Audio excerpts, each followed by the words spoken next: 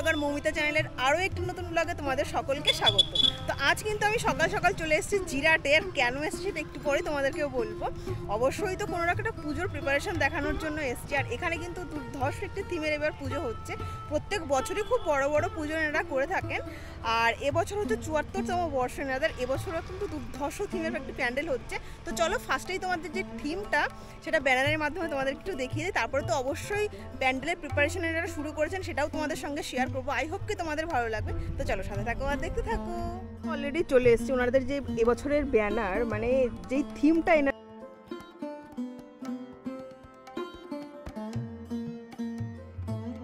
জিরাটে, আর ঠিক প্যান্ডেলটি কিন্তু এরকম দেখতেই হবে। আর এবছর কিন্তু ওনাদের ৭৪তম বর্ষ। আর যেখানে হচ্ছে প্যান্ডেলটি হচ্ছে না, এই জায়গাটা মানে যেই ক্লাবটার নাম হচ্ছে জিরাট আদি বারোয়ার, মানে সব থেকে পুরনো কিন্তু এই পুজোটা জিরাটে। বুঝতেই পারছো ৭৪তম বর্ষ মানে অনেক বছর ধরে এনারা পুজো করে যাচ্ছেন। আর এই বিশাল যে মাঠটা আর কি, এটা হচ্ছে হাই স্কুলের মাঠ আর কি। এই বিশাল মাঠের মধ্যেই কিন্তু এবছর এনাদের পুজোটা হয়ে থাকে। তো সামনেই দেখতে পাচ্ছ অনেকটা দূরে, ওখানেই কিন্তু প্যান্ডেলের প্রিপারেশন অলরেডি এনারা শুরু করে দিয়েছেন। তো চলো এবার কাছে যাই, কাছে গিয়ে প্যান্ডেলটা তোমাদের দেখাই। আর তার সঙ্গে তো অবশ্যই ক্লাব মেম্বার কিংবা যিনি শিল্পী থাকলে ওনার সঙ্গেও আমি তোমাদেরকে কথা বলাবো। তো চলো এবার আগে এগিয়ে যাওয়া যাক। তো নমস্কার দাদা। তো তোমরা দেখতেই পাচ্ছ আমরা কিন্তু ক্লাব মেম্বার আর প্যান্ডেলের যিনি হেড তাকে পেয়ে গেছি। তো যদি আপনাদের নিজেদের পরিচয়টা আপনারা একটু দিয়ে দিন। নমস্কার, আমি সুভাষ দাস, আমি জিরাট আদি বারোয়ারের একজন সদস্য। আমি বাবলু সরকার, কালনা নিচু চাপট বাড়ি, তার প্যান্ডেল মিস্ত্রি। আচ্ছা, আর বলছি আমরা তো অলরেডি মানে ইউটিউবে সোশ্যাল মিডিয়াতে জানতেই পেরে গেছি এত বড় একটা প্যান্ডেল হচ্ছে। তবু যদি আপনি একটু নিজের মুখে বলেন যে এবছরের থিমটা কি? এখানে থিম হচ্ছে কাতারের মুন টাওয়ারের আদলে আমাদের মণ্ডপ। আমাদের পুজো এই বছর ৭৪তম বর্ষে পদার্পণ করছে। বিগত বছরগুলিতেও আমাদের বিভিন্ন রকমের প্যান্ডেল হয়েছে বা বহু জনসমাগম জিরাটে হয়। যেহেতু জিরাটটা শহরতলি থেকে অনেকটা দূরে, কিন্তু আমাদের এখানে দুর্গাপুজোর জনগণের মধ্যে একটা প্রভাব আছে। সেই উপলক্ষে জিরাটের পুজোটা মোটামুটি একটা জনমানসে একটা সাড়া ফেলেছে। আর বলছি যে আপনি যেহেতু মেন দায়িত্বে আছেন, তো এটা ৭৪তম বর্ষ তাই তো? মানে আপনি কি এবছর এখানে নতুন না এর আগে? না না, আমি মানে গেলবার আসিনি, তার আগে কামরূপ যে ওটা কত সাল, এই তো 22 মানে গেলবার আসিনি, তার আগে আমি কামরূপ কামাখ্যা এখানে মন্দির করে গেছিলাম, ডিস্ট্রিক্ট চ্যাম্পিয়ন হয়েছিলাম। আচ্ছা আচ্ছা, মানে প্রত্যেক বছরই কিছু না কিছু নতুন উপহার দিয়েছেন। বড় পুজো হয় না। আর বলছি এবার তো আমরা থিমটা জানতেই পেরে গেলাম, তো আপনি কি কি ইকুইপমেন্টস মানে কি কি ব্যবহার করছেন প্যান্ডেলে? এখানে ব্যবহার হচ্ছে প্লাই থাকছে, ফাইবারের কিছু অংশ থাকছে, আর কাচ দিয়ে টোটালি কাচেরই তৈরি হচ্ছে। আর কবে থেকে প্যান্ডেলটা আপনি স্টার্ট করেছেন এখানে? 20 তারিখ থেকে আমরা স্টার্ট করেছি। আজকে 12 দিন হলো। 12 দিন ধরে। তো দেখতেই পাচ্ছ এখানে কিন্তু অনেকটাই কাজ এগিয়ে ফেলেছে।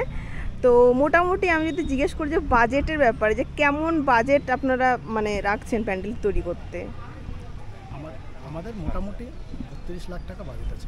আচ্ছা, 32 লাখ তাই তো? আর বলছি যে প্যান্ডেলের যে এত সুন্দর একটা প্যান্ডেল তৈরি হচ্ছে, টোটালি যেমন দেখতে কোনো রকম কোনো রেপ্লিকা আছে আপনাদের কাছে যে মানে কেমন তৈরি হতে চলেছে প্যান্ডেলটি, মানে টোটালি কমপ্লিট হওয়ার পরে? আছে আছে, আপনি সামনে ব্যানারটাও দেখতে পারেন। এবার আমার কাছে একটা ফটো আছে, সেটাও আপনি দেখতে পারেন। বলছি আপনি যে কাঁচ দিয়ে তৈরি হবে প্যান্ডেলটি, এছাড়াও কি প্রতিমার উপরেও কোনো চমক থাকছে? প্রতিমাতে আমাদের প্রতি বছরই চমক থাকে। আমাদের প্রতিমার বিশেষ বৈশিষ্ট্য হচ্ছে অন্যান্য জায়গায় দুর্গার যে ডান দিকে লক্ষ্মী এবং গণেশ থাকে, তো আমাদের সেটা বাঁ দিকে থাকে।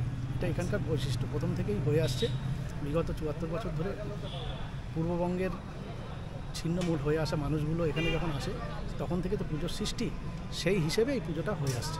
আচ্ছা, মানে আপনারা মানে প্রতিমার সব প্যান্ডেলে যেমন দেখে থাকে তার একটু ভিন্ন আর কি। আর বলছি এছাড়াও কোনো লাইটিং এর কোনো চমক প্যান্ডেলে? হ্যাঁ, টোটাল লাইটিং থাকবে। হ্যাঁ, মানে প্যান্ডেলের এত সুন্দর কাচের থাকবেই, তার সঙ্গে সঙ্গে লাইটিং এরও চমক থাকছে। আচ্ছা, বলছি এই যে ওয়েদার কন্ডিশন মোটামুটি কতদিনের মধ্যে, মানে ধরুন এখনো তো পুজোর অনেকটা দিনই বাকি, আমরা মহালয়ের একদিন আগে আশা করছি কমপ্লিট দেওয়া। মানে মহালয়ার আগে আপনি টোটালি প্যান্ডেল কমপ্লিট আশা করছি।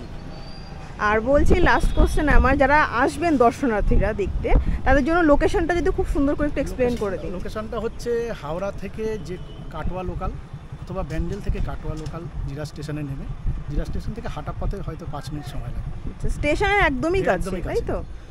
আর যদি মানে অন্যান্য দিক থেকে যদি কেউ চাকদা কিংবা কল্যাণীর ওই সাইড থেকে কেউ আসতে তাহলে চায়, আপনাকে ব্যান্ডেল হয়ে নৈহাটি থেকে ব্যান্ডেল হয়ে আসতে হবে। ঠিক আছে দাদা, অনেক ধন্যবাদ আপনাকে।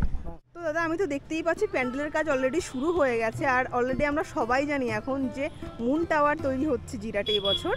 তো এটার হাইটটাই বা কতটা হচ্ছে আর চওড়াই বা কতটা হচ্ছে? চওড়ায় 120 ফুট চওড়া, আর ওদিকে 90 ফুট চওড়া, মানে উচ্চতায় 90 ফুট, কিন্তু হচ্ছে মানে যে ছুচলো যে জায়গাটা আছে ওটা এক্সট্রা আছে। আচ্ছা, মানে 90 থেকে 90 100, থেকে মোটামুটি আরো 10 ফুট 15 ফুট।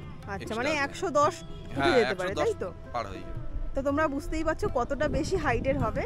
ধন্যবাদ দাদা। এখন কিন্তু আমি একদম প্যান্ডেলের সামনে চলে এসেছি, দেখতেই পাচ্ছ প্যান্ডেলের কাজ কিন্তু ওনারা অলরেডি শুরু করে দিয়েছেন। আর দাদাদের মুখ থেকে তো তোমরা শুনতেই পেয়ে গেলে সমস্ত কিছু। আর দেখো এদিক দিয়ে কিন্তু অনেক বাঁশও পড়ে আছে। আর তোমাদের যেটুকু আমি বলে দিই শোনো, এই যে গেটটা তোমরা দেখতে পাচ্ছ এটাই কিন্তু মেন এন্ট্রান্স গেট হবে। আর এই দিক দিয়ে যাবার পরে সামনে একটা ছোট্ট প্যান্ডেল মতন হচ্ছে, তোমরা দেখতেই পাচ্ছ। ওখানেই কিন্তু থাকবে প্রতিমা। আসলে কি বলো তো, এটা যেহেতু অনেক পুরনো পুজোর বারোয়ারি পুজো, এখানে কিন্তু একটা বেদিও আছে, মানে মায়ের পার্মানেন্ট বেদি আছে। চলো সামনে যাই, সামনে গিয়ে তোমাদেরকে খুব ভালো করে দেখাচ্ছি। চলে এসছি একদম বেদির সামনে। এই কিন্তু সেই বেদি যেখানে মা থাকবে। আর এখানেও কিন্তু প্যান্ডেল অলরেডি হচ্ছে। আর তোমাদের যে জিনিসটা দেখানোর আমার, দেখো এখানে কিন্তু খুঁটি পুজো হয়েছে, মানে আগের মাসের 20 তারিখে, বুঝতেই পারছো। এই যে সেই খুঁটিটা দেখো, এই সেই খুঁটিটা, খুঁটি পুজোর পর থেকে কিন্তু এনাদের কাজ অলরেডি এনারা শুরু করে দিয়েছেন।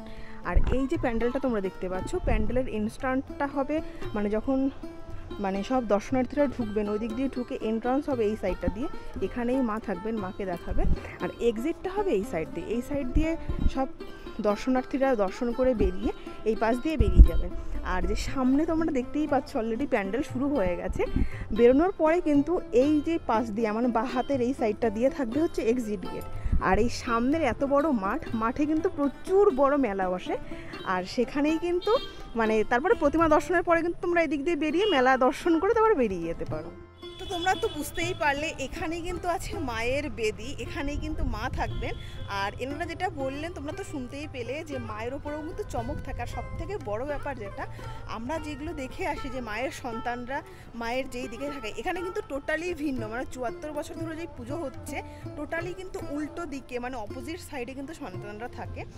আর এটা কিন্তু আমার সত্যিই খুব অবাক লাগলো। আর প্যান্ডেলের কাজ আমার দেখে যতটুকু মনে হচ্ছে বেশ মানে ভালোভাবে দ্রুত গতিতে এনারা এগোচ্ছেন। আর প্যান্ডেলটা কী দিয়ে তৈরি হবে সেটাও তো তোমাদের সঙ্গে শেয়ার করলাম, মানে দাদারা নিজের মুখেই বলেছেন সেটা।